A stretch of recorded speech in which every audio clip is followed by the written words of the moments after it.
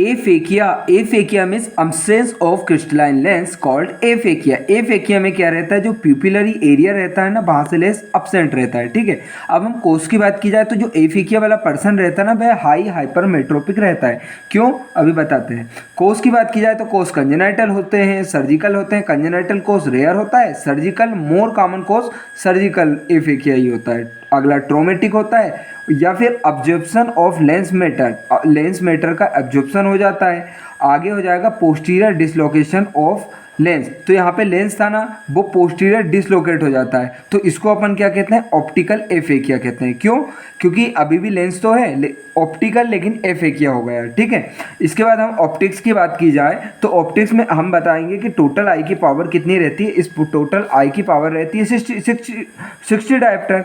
तो हमारे लेंस की कितनी रहती है, 16 डायप्टर, और हमारी कॉर्निया की रहती है 44। 16 डायप्टर नहीं मिल पाएगी, तो हमारी अब आई की पावर कितनी रहेगी, 44 डायप्टर रहेगी। ठीक है, इसके साथ इसमें क्या रहता है, एकोमोडेशन लॉस हो जाता है।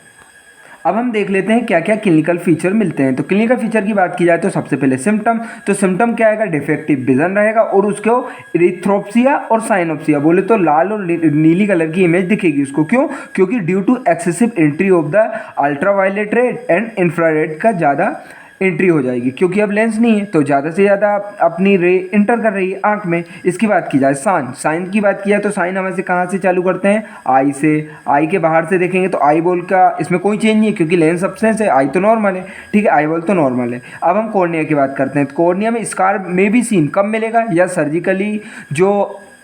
सर्जिकली जो अब्सेंस हुआ ना लेंस, उसके कारण अपने को मिलेगा स्कार मार्क। ठीक है, आगे क्या होगा, एंटीरियर चैम्बर। अब लेंस तो है नहीं, तो एंटीरियर चैम्बर डीप मिलेगा हमें। उसके बाद प्यूपिल्स की बात की जाए तो हमें जेड ब्लैक प्यूपिल मिलता है। ठीक है, उसके बाद आइरिडोडोनेसिस मिलेगी। क्यों, क्योंकि अगर अपने को क्योंकि अपना लेंस अब्सेंट है तो आइरिस इजीली मोबाइल रहेगी, तो आइरिडोडोनेसिस हो सकता है, या फिर ट्रोमा के कारण भी हो सकता है। उसके बाद हम आगे बताएंगे परकिंज इमेज। तो इसको बहुत इंपॉर्टेंट फीचर है कि हमारी आंख में कितनी परकिंज इमेज बनती है, नॉर्मल 4 बनती है। 2 किससे बनती है, लेंस से बनती है, 2 कॉर्निया से बनेगी। तो अब लेंस अब्सेंट है तो केवल 2 इमेज ही सीन होगी। ठीक है, इसके बाद हम फंडस एग्जामिनेशन करेंगे ना, तो फंडस में हम क्या देखेंगे, ऑप्टिक डिस्क। तो ऑप्टिक डिस्क इसमें कैसी मिलेगी, स्मॉल। उसके बाद हम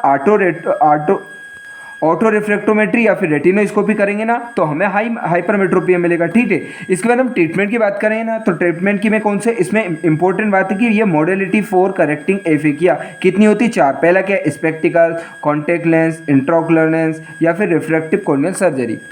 तो सबसे पहले हम देख लेते हैं स्पेक्टिकल ये क्या है, बहुत पहले टाइम सबसे ज़्यादा स्पेक्टिकल्स ही यूज़ किए जाते थे पहले टाइम बहुत ज़्यादा, लेकिन अब कम यूज़ किए जाते हैं या फिर नहीं यूज़ किए जाते हैं। हम डिसएडवांटेज देखते हैं क्या है स्पेक्टिकल्स के, ये थे कि इमेज मैग्नीफिकेशन कर देता था वो 30%।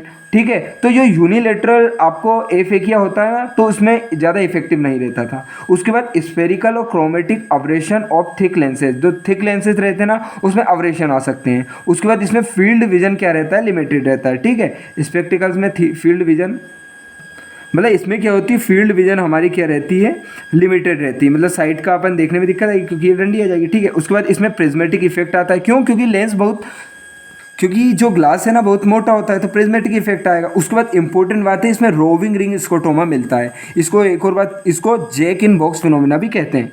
और इसमें कॉस्मेटिक ब्लेमिश, मतलब कि कॉस्मेटिकली स्पेक्टिकल लगाएंगे तो अच्छे नहीं लगेंगे अडल्ट को। ठीक है, ज़्यादा। उसके बाद अपन कॉन्टैक्ट लेंस की बात करते हैं, कॉन्टैक्ट लेंस भी अपन यूज़ करते हैं। तो advantage of contact lens over spectacles क्या है, तो इसमें लेस मैग्नीफिकेशन, ये भी मैग्नीफिकेशन तो करता है लेकिन उसकी तरह नहीं कि 30% करता है, तो लेस मैग्नीफिकेशन करेगा। ठीक है, मतलब यूनिलेटरल में आप यूज़ कर सकते हो। इसके बाद elimination of abrasion and prismatic effect इसमें नहीं आएगा। Wider and better visual field रहेगी, कॉस्मेटिकली मोर एक्सेप्टेबल। ठीक है, उसके बाद क्या है, बेटर सुटेबल फॉर यूनिलेटरल एफेकिया, ये अपन ने बात कर चुके थे। डिसएडवांटेज की बात की जाए तो ये कॉस्ट इसकी ज़्यादा होती है। ठीक है, दूसरा क्या है, क्यूबरसम टू बियर, मतलब कि चाइल्ड और ओल्ड एज के जो पर्सन होते हैं ना, उनको लेंस कॉन्टेक्ट लेंस पहनने में दिक्कत आएगी, तो उनके लिए ज़्यादा इफेक्टिव नहीं है। कॉर्नियल कॉम्प्लिकेशन जैसे कि हमारा कॉर्नियल अल्सर, ये सब हो सकती है अलग अलग बैक्टीरिया से। ठीक है, अगला हम देख लेते हैं इंट्राओकुलर लेंस इम्प्लांटेशन। तो बेस्ट अवेलेबल मेथड यही है कि आप इंट्राओकुलर लेंस इम्प्लांट कर दो। अगर प्राइमरी इंट्राओकुलर लेंस इम्प्लांट क्या होता है, जब अपन कैटरेक्ट सर्जरी के दौरान लेंस इम्प्लांट करते हैं तो वो प्राइमरी इंट्राओकुलर लेंस इम्प्लांट कहलाता है। और सेकेंडरी इंट्राओकुलर लेंस इम्प्लांट क्या है, जो ऑलरेडी एफएक्यू पेशेंट है उनमें सेकेंडरी कहलाता है। रिफ्रैक्टिव कॉर्नियल सर्जरी की बात की जाए तो हाइपर ओपिक लेजिक करते हैं। तो ये हमने देख लिया एफएक्यू। Thank you.